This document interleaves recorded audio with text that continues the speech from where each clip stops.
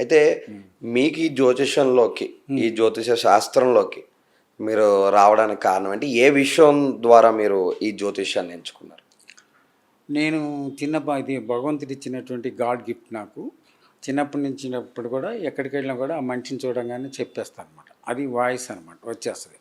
ఆ వచ్చినప్పుడు చెప్పినప్పుడు ఏంటంటే పండితులు చెప్పినా, పామరుడు చెప్పినా, మిడిల్ క్లాస్ చెప్పినా కూడా ఇది యథార్థమైనటువంటి విషయం అని చెప్పి వాళ్ళు ఒప్పుకుని చెప్పారనమాట. ఇది ఎట్లా కరెక్ట్గా చెప్పావంటే అది భగవంతుడి గాడ్ గిఫ్ట్ అని చెప్పేవాడనమాట. అప్పుడు దాని మీద ఇదే విధానంలో చెప్పుకుంటూ వెళ్తున్నప్పుడు అది సక్సెస్ఫుల్గా, విజయవంతంగా జరిగిందనమాట. అది జరిగినప్పుడు కొంత అనుభవంతో కూడా చెప్పినటువంటి విషయాలు కూడా ఎదుటి వాళ్ళు మనం చెప్పింది వాళ్ళు అవునా కాదా అని చెప్పినప్పుడే మనలో ఉన్నటువంటి ఒక క్లారిఫికేషన్, ప్యూరిటీ అనేది మనకి అవగాహన అవుతుంది అనమాట. అది కంటిన్యూటీ ప్రాసెస్గా జరిగిపోతూ వస్తుంది అనమాట. చెప్తానికి కారణం అది.